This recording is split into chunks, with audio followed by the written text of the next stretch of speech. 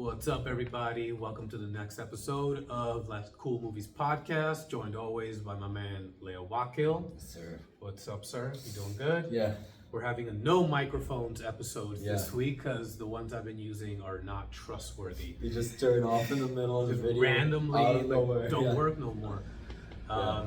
So let's kind of a bit of a continuation on what we were trying to talk about last week, specifically After the Hunt, which I went back. I still haven't watched it, but I remember I went back because this is one of the Julia Roberts movies that's been getting a whole lot of attention. Yeah.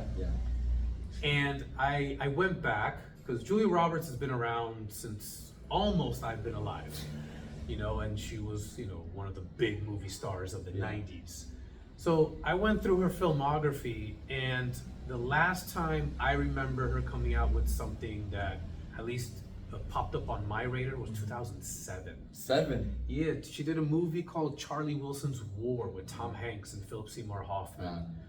Great movie based on a true story about the war in Afghanistan in the 80s between Russia and the Afghan population. And how America played a role in arming the people there to fight against the Russians, and how those people became the Taliban and Al Qaeda, and how history unfolded. A big filmmaker or not really? Mike Nichols directed. Yeah. It's really Aaron Sorkin wrote it. Okay. So there's some great dialogue as always, but I love how it's put together. But yeah. That was the last time. I mean, Eat, Pray, Love. Have you seen Leave the World Behind? I had zero interest in watching Leave the World Behind. It's very few Netflix movies that I'm have to watch. You know what I mean? They all kind of seem the same in many ways. Yeah. But I rewatched the trailer. I was just telling you right before we started. Reminds me a lot of The Last Duel, Ridley Scott movie. But in college. But in university setting. So I thought that was kind of an interesting take on it, because that's what they do with movies all the time. It's let's take a premise, change some furniture, and make it happen. But you got some specific thoughts on it. Yeah. Tell me about it. So before I saw it, before I saw it, it's Guadagnino, Luca Guadagnino. He is great. Call Me by Your Name, I love. I think Challengers is really good. Valentine, right? Not him. No, that's the guy. movie. Yeah, we're gonna talk about that. Yeah. Excuse me. Luca Guadagnino did Call Me by Your Name. Challengers, I love Bones and All. I think it's really good. Queer, I don't love. I saw it Daniel Craig movie. Yeah, I saw it 3 days ago. It's Lynchian movie, very, very strange. The first half is really good, then it kind of becomes an experimental mosaic of images and sounds. Okay. It's Daniel Craig is great, and Drew Starkey from Outer Banks, he is really good. His first major role after Outer Banks. Okay. Even in Outer Banks, I thought he was great. Probably the best performance, an actual performance in a you kids silly love show. Outer Banks. I don't love Outer Banks that much. I think the first a lot of your peer group. Yeah. Love it. It's funny. The first season it's okay. The second I think is really good. The third one is so bad I couldn't keep going. Okay. Yeah, but he is really great, and he's great in Queer. So I was excited. It's a first-time screenwriter. Okay. I don't remember her name. Guadagnino coming back after the double feature in the same year, Challengers and Queer. Okay. Trent Reznor and Atticus Ross doing the score again, and he ditched. I don't know what happened, but it's not the same cinematographer. Okay. Sayam Mukdipram, he did almost every other Guadagnino movie. Okay. Queer is probably his Queer and Call Me by Your Name. Amazing looking movies. Not only cinematography wise, but set design, costumes, and everything. Yeah. After the Hunt feels more stripped down, less showy as other Guadagnino movies. Almost a little dark. A little dark. Yeah. Not as much color as Call Me by Your Name's a beautiful, bright movie in Italy. Blue, yellow. Yeah. I love that movie. So I was excited. It premiered in Venice Film Festival. mixed reviews, so like very polarizing, as expected for Guadagnino. Like he is an eccentric filmmaker. He did a Suspiria remake, which I didn't see. Yeah, I saw the original way back when. Yeah. I thought it should be left alone. Yeah. But, okay, sure. So yeah, I have conflicting thoughts on After the Hunt, as most people I've listened to also have. It's a very difficult movie to engage with. Okay. It takes itself very seriously since the first scene. Like it's just a bunch of scholars talking about psychology and the new generation and how they engage with like being able to talk about certain issues or not. Like Guadagnino does interesting stuff behind the camera, like camera placements, cuts. There are some abrupt scenes which are they're cool. Yeah, they create a weird rhythm to the film. It's a weird movie. Isabella Yaksik, please come to the high school office. Isabella Yaksik. Yeah, school life. School life, yeah. But it never really comes together. Okay. It's very much a movie that keeps chasing its own tail, trying to find something to talk about. Okay. While it does that, it thinks it's already like a Super important. Yeah, super important, talking about themes and exploring it in different ways, as he does in other movies. Like Guadagnino explores dynamics. Queer, it's about a dynamic between two men. Call Me by Your Name, a dynamic between two men and a family. Challengers, like a love triangle kind of. Yeah. Bones and all, like a guy going after two kids. He explores dynamics really well, and it works in this movie when he gets like Julia Roberts to like fight or discuss something with Ayo Edebiri or Michael Stolberg or Andrew Garfield, and it works in that way. The actors are so good and they're doing such great work, but the words coming out of their mouth mean nothing. It's just rambling on and on and on and on about assault, which is a serious topic, but it doesn't give any insight or like nuance to the topic. Right. It's just talking about it. Yeah, because it struck me as like it's black and white. It's either what he said, what she Yeah, said. yeah. Julia Roberts in the middle. Exactly, Okay, that's the pick premise. a side. There is no, as you said, nuance to it. And you like from the trailer, you expect the pick a side kind of plotline to develop. It doesn't really develop. It's really stagnant. It just stays gray. It stays gray. Yeah, exactly. The characters remain gray until the end of the movie. It's intentional. Okay. But it doesn't really provide the resolution that it needs to, especially with the subject matter. Yeah. The cast is amazing. It's a great ensemble. I love Julia Roberts, everything she's doing here. Really imposing performance from her and Andrew Garfield, who, like, I've never seen him do this before. He's amazing. Like, he isn't in the movie as much as I expected. Yeah. But he is really great in everything, like, every scene he has. Ayo Edebiri, I've seen people, like, shut on her performance. She is really good. I really like her from The Bear, of course. She holds her own. She holds her own. Like, she's the youngest in the cast. And, like, she plays her ambiguity well. You don't know if you should believe her or Andrew Garfield. And, like, even though she's the victim, the alleged victim, it still remains gray. You know, even in, like, as you're placed in Julia Roberts' perspective to decide that. And Michael Stolberg is just amazing as always. He is one of my favorite actors, one of my favorite supporting actors specifically. His performance in Call Me by Your Name is one of my favorites of all time. Really? Like his monologue in the end, I think it's beautiful, and he is hilarious in this movie. There's a scene where Julia Roberts is talking to Ayo Edebiri in the kitchen of her house, and he realizes he shouldn't be there to listen to it, so he just like annoyingly chooses to leave the room, meeting elsewhere. And then he keeps entering the kitchen every 5 seconds in the middle of the conversation. He can't let go. He can't let go. And he wants to annoy them. And it's great. The movie is like, you're supposed to find yourself in the middle of who should I believe in? Where are we taking? It is unpredictable. I can give it that. And it stayed in my mind. Like, I saw this 2 or 3. So at least there's that. Yeah, at least there's that. Because like I forgot who was it that talked about it. I don't know if it was Hitchcock or Billy Wilder, one of those older directors that would say like, you want like a refrigerator moment where you watch the movie, you go home, and then late at night when you open your refrigerator to get a midnight snack, like you're thinking about Yeah, the movie. yeah. So, It lingers on the mind. Yeah. exactly. It's better to feel negative than even feel nothing. Right? Yeah. Yeah.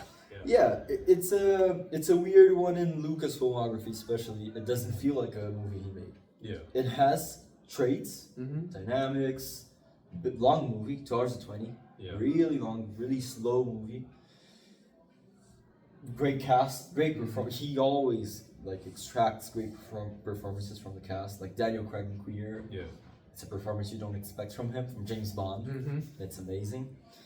And yeah, it's a weird one. It's jumbled, it's scattered, it doesn't really come together, but it's interesting. It made me think.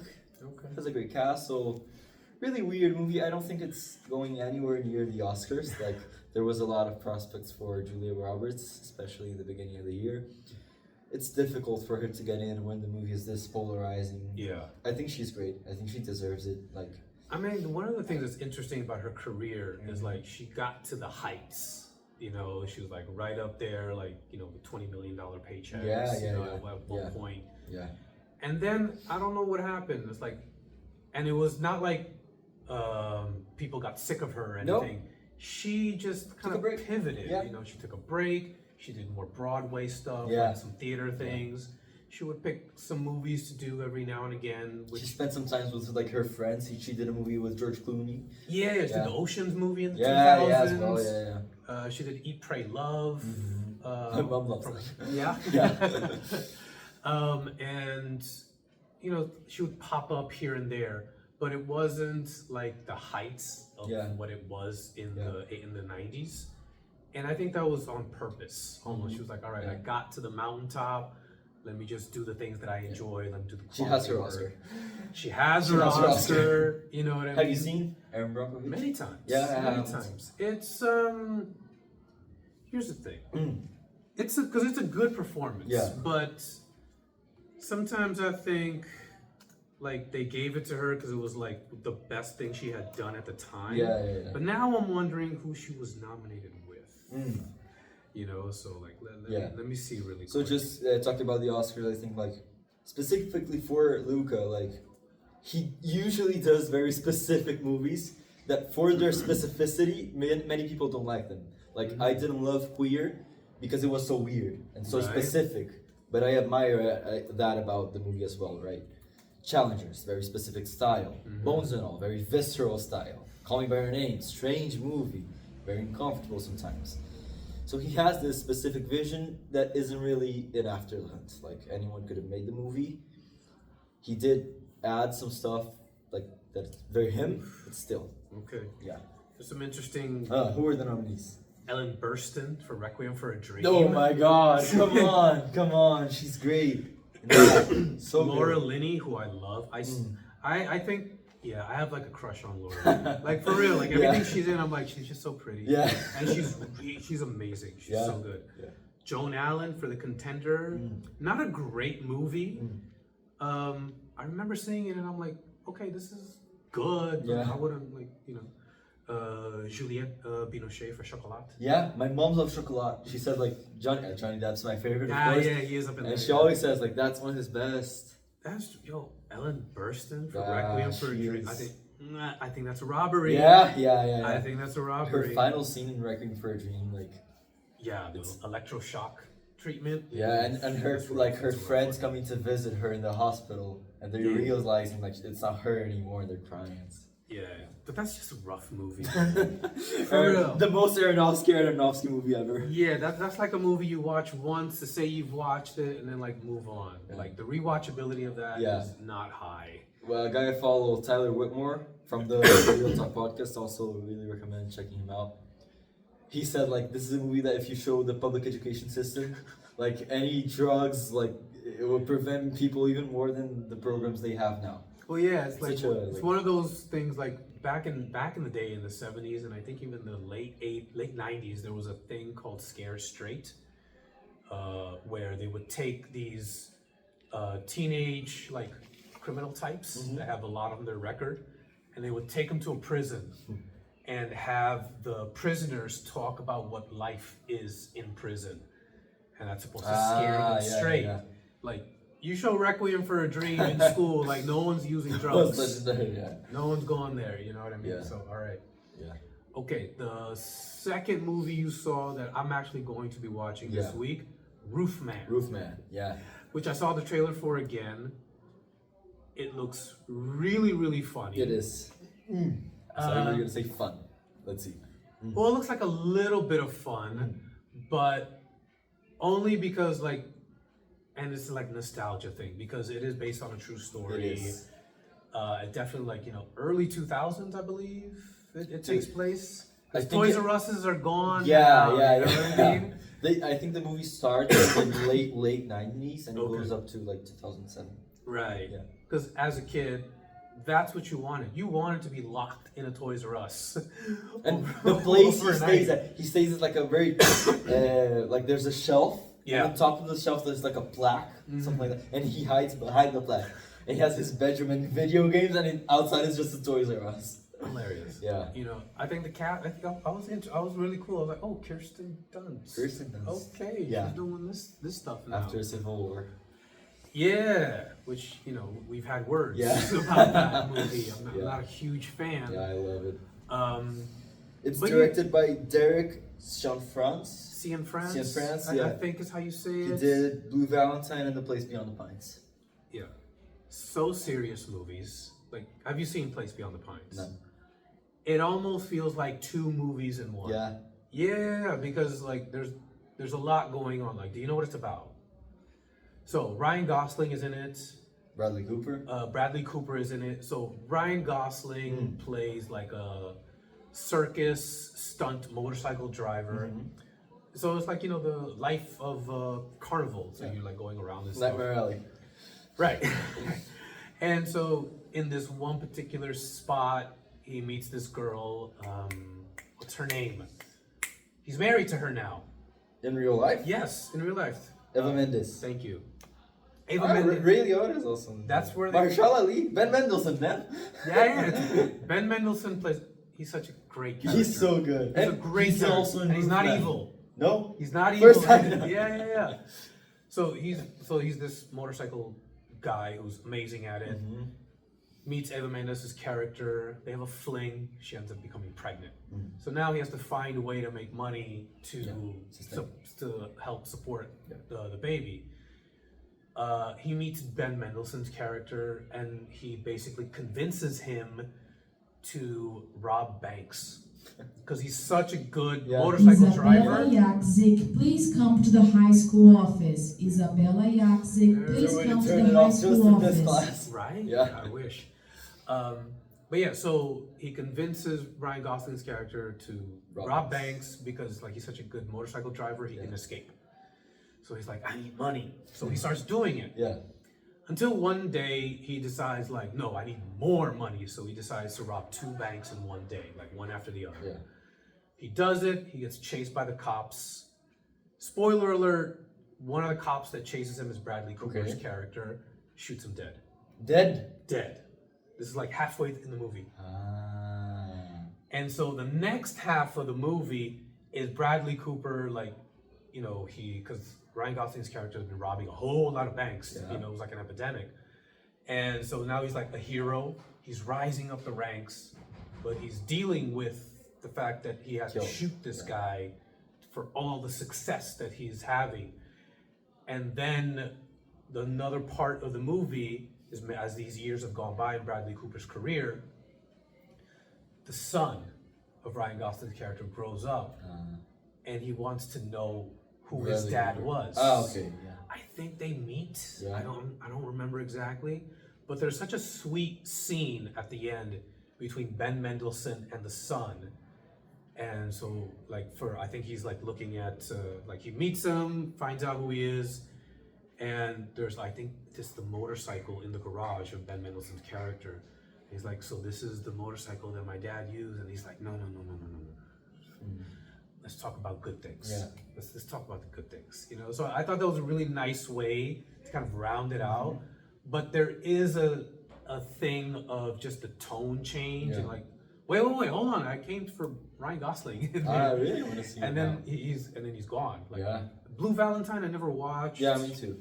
But there was something about Place Beyond the Pines that like kind of drew me to it. So when I watched it, I was like it's jarring. Yeah. You know, because like you're just getting into it with Ryan Gosling's character, and then all of a sudden he's gone. Yeah. And then I'm like, all right, let's see where they go with this. You know, so like it's really good. You know, I liked it a lot. Cool. But Roofman. So you go from that movie to Roofman. Is it old? The movie, like it's. Somewhere in the 2010s, I want to say. Place Beyond the Pines. I want to say 2012. Yeah. I was going to say 2014. Yeah. So yeah, Roofman. It's based on a true story. Unbelievably based on a true story. Do you know the whole story? I know because I kind of caught up on the info because I knew you were going to talk about it. Yeah. And it does seem like one of those wild stories. It's unbelievable. That somehow gets made into movies. Yeah, and it is rare for those kind of stories. Like you usually see biopics like Oppenheimer and Elvis. It's rare to see like a guy who robbed the McDonald's and Burger King's to buy his daughter a bike. Yeah. And it's like the first 20 minutes, it's basically that's the premise. Like the premise that you heard is the Toys R Us premise. Yeah. That's like 50 minutes into the movie. Yeah. They spent a lot of time just establishing why he did that, who he is, and what's his new life. Yeah. Right? Because he hides in this Toys R Us.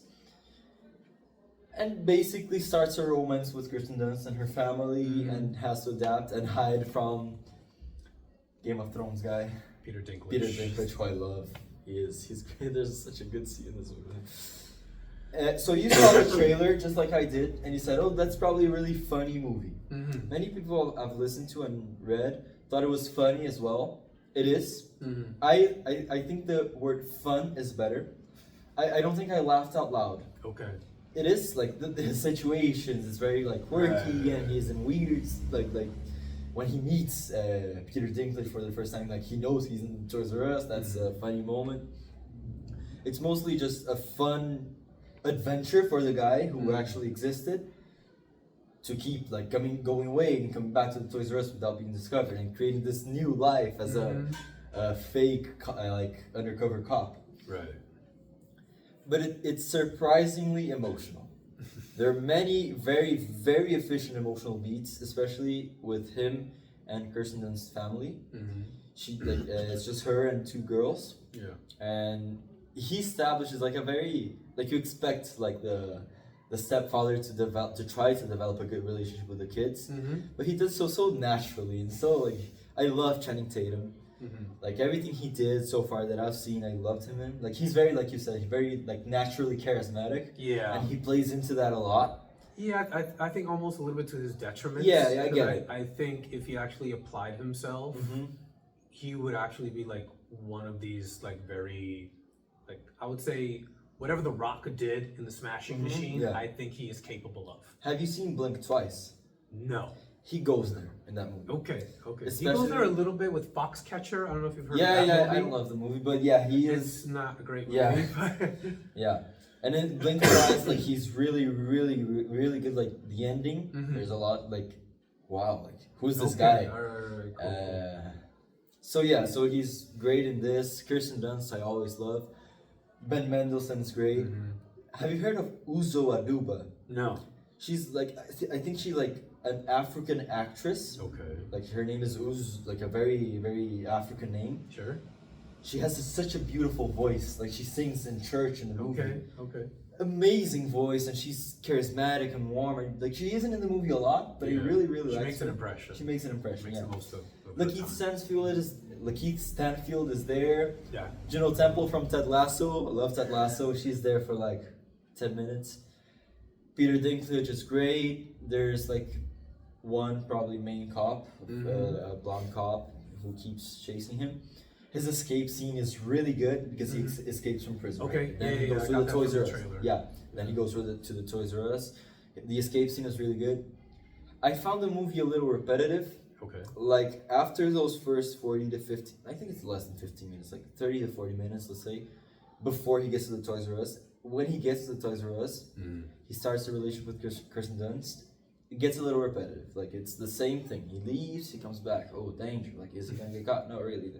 It keeps doing that, and then the final like 40 minutes do something cool, different, interesting, and changes up, then the emotional beats really kick in. Okay. As you like the ficha cai, you know, when you actually realize a ficha caiu in Portuguese is an expression when you actually realize this is a true story. Okay. And it's like real stakes. Real You get to stakes, feel yeah, it. yeah. Okay. And like if it wasn't a true story, it would be kind of silly. It's a silly movie. Like even the emotional is like, oh, okay, this is heavy, but it's like very hard for this to happen. But it did happen. And there's a lot of stuff that happens between him and Kirsten Dunst in the end, and his situation with his actual family, which he has no contact with anymore. It's really like it hits hard. He has a really great scene, like an emotional scene in the end. There's a subversion kind of in the final 20 minutes, and the final scene it's kind of beautiful. Like it ties in everything very well, and the credits are crucial. Really? For you to love the film because they show actual like journalism footage of the time and while he was robbing. Oh, there's this Roofman guy, he's stealing, and then you get interviews with the people like who he robbed the McDonald's. Yeah, there was a guy in a McDonald's. The movie shows it's the guy from Grand Budapest Hotel. He did Flash Thompson in yes. New Spider-Man. Okay, I know exactly what you're talking about. Forgot I his don't name. know his name. Yeah, Ravioli, something Ravioli. He's Italian. Then he appears in real life. The real guy, he was there, and he says, "No, he was a really nice guy. Like he was just," and he was like he just did that too with his daughter. The guy said like, when Channing Tatum's real life guy came into the McDonald's, he said, "I'm the bad guy. You guys are not the bad guy. Don't worry." Great movie. The credits just elevated it for me. Great score. The score is really sweet. Okay. Yeah, I'm not sure who did the score, but it's really good. I don't love, like I gave it a 3.5 out of 5. 3.5. Yeah, it's good, really Alright, good. that's fair. Yeah, and after the hunt, I gave it 3 out of 5. Just to be clear, yeah, that's right. Forgot to do that. 3.5, good movie. I'm not gonna say one of the best of the year, but definitely worth seeing. Yeah. All right. That's all for movies. I haven't seen anything. I mean, he's been watching movies. I've been grading papers. So. I also saw Nightmare Alley. Del Toro to finish off. Del Toro thing. Yeah. There's a couple things. One, I highly recommend because I found this news article about Deliver Me From Nowhere. Yes. Okay? Which I'm looking forward to because now that I read a little bit more of what exactly it is, it's a little bit more interesting to me. It's very specific, right? Exactly. And that's what I think is cool, which is, I think, one of the strengths of a complete unknown. Yeah. And one of the weaknesses in Elvis. Well, Elvis is different. So, and we can talk about why, because I saw a really great video essay by the great Patrick H. Willems on YouTube. I highly recommend his channel. His insights are great. And he did, I'll send it to you, he did an hour-long video about biopics. Yeah? Yeah. Is it like a after Complete Unknown? Well, he talks a lot about some of the, I don't remember, I didn't watch the whole thing. I watched like 45 minutes of it, and he talks about how basically the genre has evolved of biopics, you know, and it should have evolved with Walk Hard, the Dewey Cox story. Never heard of it. It's with John C. Reilly. It came out after Walk the Line. Yeah, okay. And it's a parody, basically, of these rock biopics, these musical biopics. You know, everything from like, so one of the things that Dewey Cox does is before every show, he has to sit down in solitude and think about his entire life before he performs. And so there's a lot of ridiculousness that they add to it, the drug use, just all of the conventions of a rock biopic. You know, the rise and then the fame, the drug use, the fall, and the resurgence, all of that. And it should have like killed that. But the problem is nobody watched. I've never heard, what's the name? Dewey, Walk Hard. Walk Hard, let me see. The Dewey Cox story. Super funny, super ridiculous, highly recommended. I've seen the poster, yeah. Jake Kasdan directed. He did the Jumanjis. Yeah. It's really well done. So, all the biopics. I mean, we still had Bohemian Rhapsody, and that is, I think, the tipping point, and that's also what Patrick Williams says is the tipping point, because it was just like it was so sanitized, and I think even the fans of Queen, including especially myself, know it's sanitized. Like it's so sugar coated, so airbrushed. I've not seen it, but I've heard exactly that. Yeah, it's nothing like hardcore at all. Yeah. It's just that, okay, they get together, okay, they write a song together, they perform the song together, and it's like their biggest hits. There's an Easter egg to the Wayne's World movie where, you know, the song Bohemian Rhapsody like became super famous again in the early 90s. Yeah. And then it ends with their performance at Live Aid, which is impressive for like a hot second, because it's basically a shot for shot remake of the performance. But like, okay, why do I need to watch that? I can just go watch the original. What do you think of Rami Malek? It was a good performance. It was a really good performance. Yeah. But Bradley Cooper. No, not Bradley Cooper. Christian Bale for Vice. Ah, really? I haven't seen Vice, but yeah. Okay. Hell yeah. Especially for somebody like me who was in college when Dick Cheney was vice president. And so he was like everywhere. You know, you would see him in interviews, and he was like the boogeyman at the time. And so to see Christian Bale play him and you see Dick Cheney, it was haunting. It was so eerie.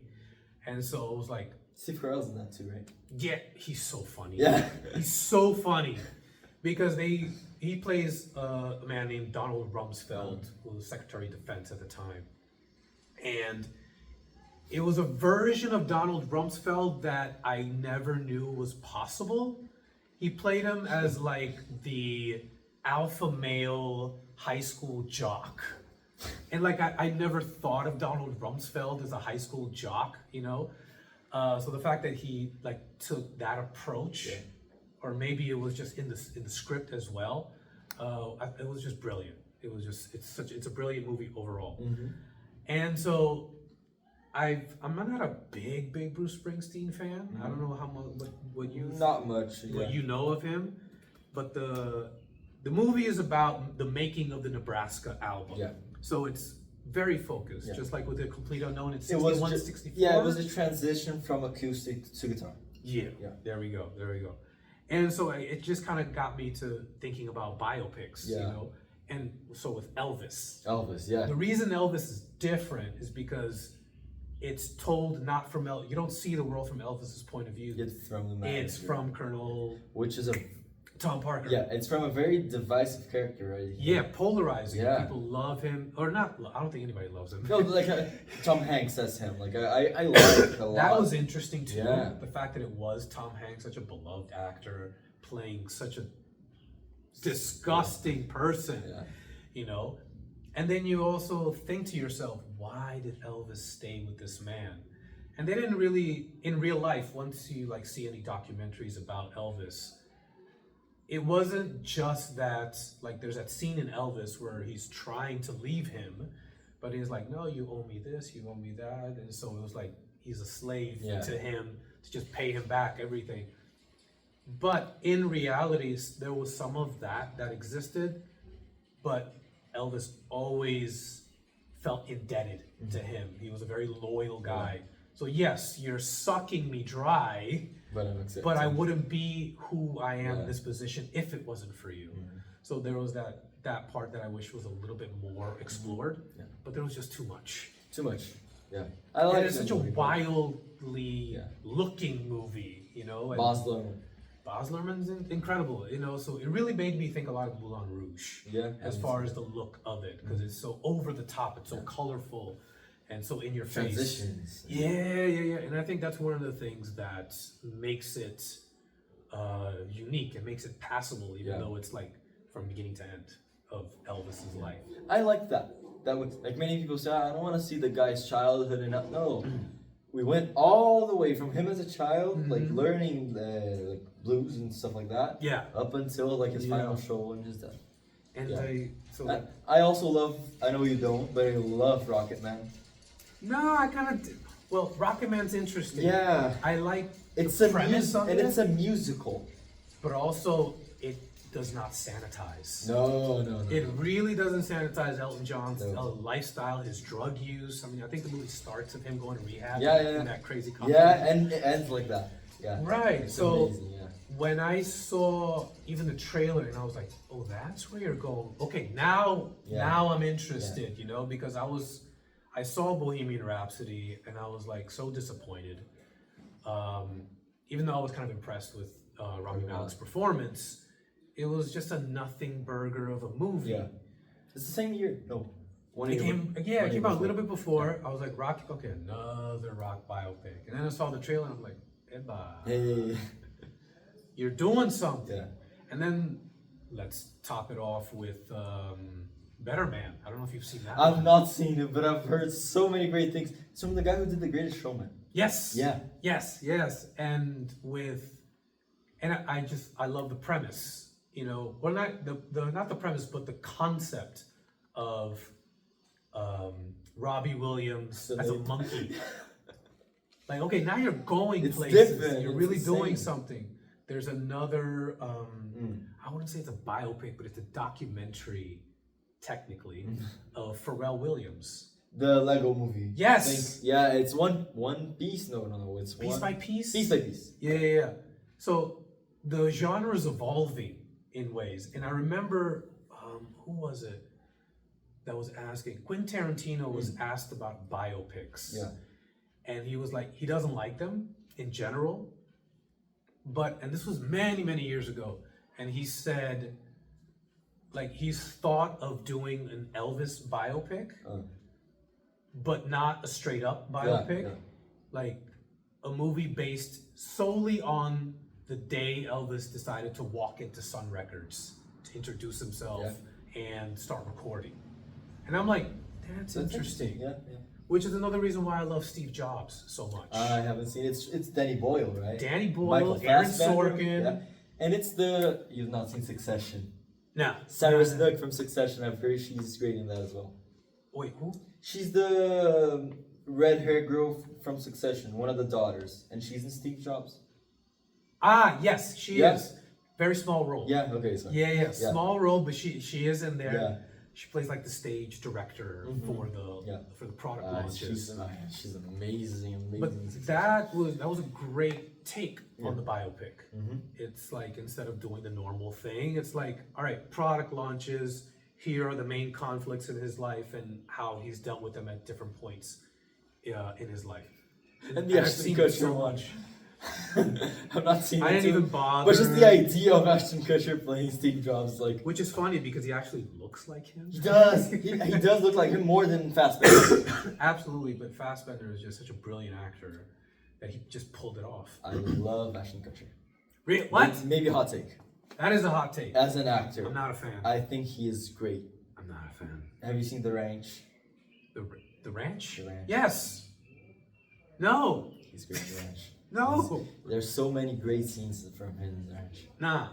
I'll pass. Yeah. I'll pass. It's like one of those niche kind of movies because like I had a friend of mine. She loved that show, and she grew up in the Midwest. Yeah, The Ranch. Yeah. Okay. In that kind of world. Yeah. And so it was like, there's one scene where I think somebody asked somebody like, hey, you just want to go out back and shoot guns? And she's like, that was my childhood, you know? Yeah. So there was a lot of connection, but I sure. remember watching a few episodes, I'm like, this is not funny. It's not very. It's like from I love sitcoms, and from the ones I really love, this is the least funny one. Yeah. Like, there are points in the like later seasons, especially between Ashton Kutcher and Sam Elliott, which are amazing. But Sam Elliott is just... Yeah, Sam Elliott. He's Sam Elliott. Man. He's the guy. So he's great. Yeah. So I like the making of Nebraska, and I'm just trying to, so... I was talking about Rocketman. Something I love about Rocketman is that it's a musical. Yes. And it's something so obvious for like musical biopics. Just make it a musical. Make the characters sing the songs as emotions, not just as shows. Like in Elvis, it's just recording shows. And in Rocketman, like his childhood scene where he's singing with his mom and dad, each in a different like room in their house. Yeah. Amazing scene. The first musical scene also with Taron Egerton. Yeah. Amazing. I didn't know he was capable of No, that. me too. And So- he's not like he doesn't keep that going. He doesn't do movies. He does shows, and he's great in like everything he does. But still, I love him in Sing. I love him in Sing. I've seen both movies so many times. Yeah. He's great. I have a 4-year-old. yeah, of just course. what I'm saying. You know, so he's great in that. Yeah. I love him in the Secret Service, the Kingsman Haven't seen movies. the Kingsman movies, yeah. That's all I knew him Yeah. from. So when I saw that he was doing Rocket Man, I'm like, oh, Yeah. okay, he's showing some range. And Yeah. I hadn't seen Sing, so I didn't know he Yeah. could sing. Yeah. And between him, I'm Mm-hmm. between him and Adam Driver for the 2019 Oscar. Yeah. Okay. So the Nebraska album Yeah. came out in '82, which is right before Born in the USA, which is when he just became a megastar in the States. He was already like a big, kind of important Yeah. dude, like a more rock version Yeah. of Bob Dylan. They were making those comparisons. Yeah. Because in the late '70s, he came out with Born to Run. I believe that was his That was first the song. album. Yeah. Great song. I think it's like right away shot up into like Yeah. one of the great songs ever. So he has like status, Yeah. but then like it was '84, so it was like Michael Jackson and Yeah. Madonna and Prince, and like he was up in the conversation with some of the biggest megastars at the time. And a very unique voice. Very, very like this. Yeah, that raspiness, Yeah, that yeah, power, yeah, but yeah. soul. You know, he was Yeah. amazing. I love You know, tougher he still than is. tougher than the rest of the song. I think. Yeah. He is like the great song from him. Yeah, that song I don't know. But speaking of Michael Fassbender, Yeah. I did a video of it yesterday. Mm. He just signed to do a Netflix series based on the Kennedy family, where he plays Joe Kennedy, the family Yeah. patriarch. And I was like, Yeah. now we're yes, because there's been many documentaries about the Kennedys. There was a mini series that was just not that good. Yeah. Yeah, I remember watching bits of it as like a preteen, I want Yeah. to say, and I'm like, not interesting. It came out around the same time as Yeah. JFK. Yeah. Okay. And my brother was just a huge fan of JFK and conspiracies and all that jazz, so it was in my world. Yeah. But it was just like, so like now it's getting the Netflix treatment. You got a great actor playing and it's like, Is there a showrunner already? yes. Yeah. Let me look up who it is. Let me see. Is it only him that got announced? So far, Yeah, it's okay. brand new, hot off the presses. Kennedys. Talking about Netflix, like they just announced Stranger Things is doing the final episode in theaters, which is really exciting. Really? Yeah. Cool. Yeah. Cool. The Duffers are leaving Netflix because of that. They're going to Paramount to make movies in theaters. Yeah. Yo, there's a lot of inside baseball stuff with Paramount because they were trying to buy Warner Brothers. which I got thoughts. No, don't leave it alone. No, yeah, just leave them Yeah. alone. I get very uncomfortable when everything just becomes One thing. Yeah. It's like Disney bought everything. yeah, Fox, Marvel, and Fox. Star Wars. Yeah. And I'm like, stop doing that. So far, it's gonna take place in like the 30s, and how Joe Kennedy and his wife kind of came to prominence because he was the UK ambassador Yeah. for the United States. So I like it has a focus. The showrunner you were asking me about. Maybe there's not one yet. No, there is. There is? Yeah. It's just I haven't watched any of those shows that they ran, but they do have a where did I? Sometimes like showrunners become movie directors and it doesn't really work. The Succession guy, Jesse Armstrong, he did a movie this year called Mountainhead with Nobody watched. Steve Carell and Jason Schwartzman. Mm-hmm. So bad. Such a weird movie. Sam Shaw will serve as showrunner Yeah. and executive producer. Okay. Let me see. You also have Peter Chernin, Jenno Topping, Caitlin Dayhill, Eric Roth is also going to. I know the name. He wrote Forrest Gump, Curious Case of Benjamin Button. He's been around. He's done a bunch of things. So he's going to be working on that. I'm excited. Another piece of news that I really got a kick out of. Yeah. You probably don't know. John Hughes documentary is in the Yeah, works. it's John Hughes, I Love Me, or It's Me, or something like that. Yeah, I don't. does it have a I've title? seen people talk about it. Yeah. John Hughes is just so huge for me. I was a child in the 80s, so I watched everything. I'm like 16 Candles, Breakfast Club, which gets the most amount of attention. My personal favorite is Weird Science. I've heard of that. Oh my God, you gotta watch Weird. Everyone has to watch Weird Science. Ferris Bueller's Day Off, Planes, Trains, and Automobiles. Do you like Ferris Bueller? I love Ferris I Bueller. hate Ferris Bueller. Yeah. Hate it. Well, you know what's interesting about Ferris Bueller? It's one of the few movies where the protagonist does not change. Yeah. Everyone else That's does. kind of the point, yeah. But usually in every single movie, the protagonist evolves. He learns a lesson and, is a better person based on the obstacles they overcame. But that doesn't happen. in Like Ferris he Bueller. already has a lesson. Like he knows. Like let's live every day. Like the way you can. Yeah, he's like the wise sage Yeah. that is trying to teach Yeah, the people in yeah, his life yeah. and the audience. But everyone else evolves. Well, maybe except for Sloan. I just don't think it's funny. I love it. It's charming is what it is. It is. And I think, for me anyways, the best part, Alan Ruck. no. The best part, even though he's great in it, Succession guy also. Yeah. Cameron, The best thing about, well, there's two great things. The one thing that always sticks out when I think about Ferris Bueller's Day Off is the parade scene.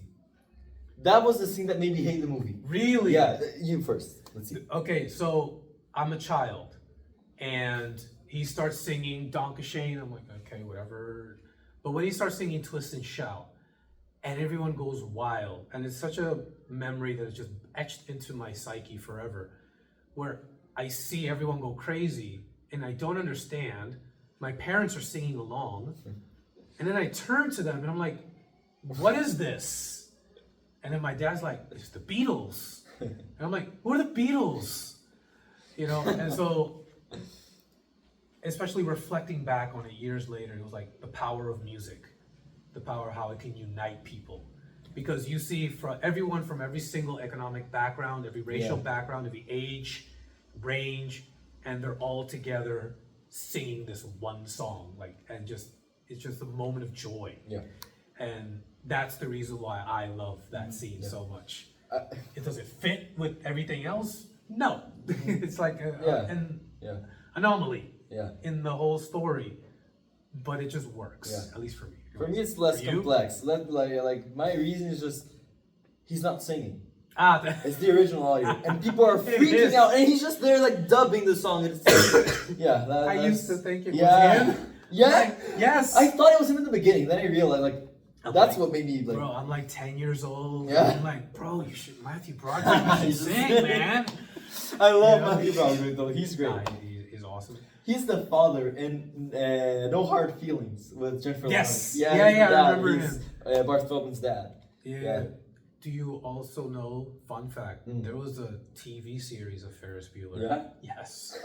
It Was lasted. it? No, it Okay. was, I forget the name of the dude, but somebody else played Ferris Bueller, and it lasted for like 7.5 seconds. And it was right, oh man, I can't remember if it was before or after Fresh Prince. They were together on the same block. I don't know if it was 8 or 8:30, but they were on the same block on Monday nights. Yeah. So I think it was after, because like Fresh Prince was must-see TV for me. But it was not good. Not a good show. All right, and let me see. Last bit of news that I think is noteworthy is I think comedies are making a comeback. Yes, I do. And this makes me think it is. Nikki Glazer, do you know who she is? Yeah. She is doing a movie, what they call, and this is from Variety.com, she's writing and starring in what is referred to as an edgy romantic comedy with Judd Apatow. I know that name.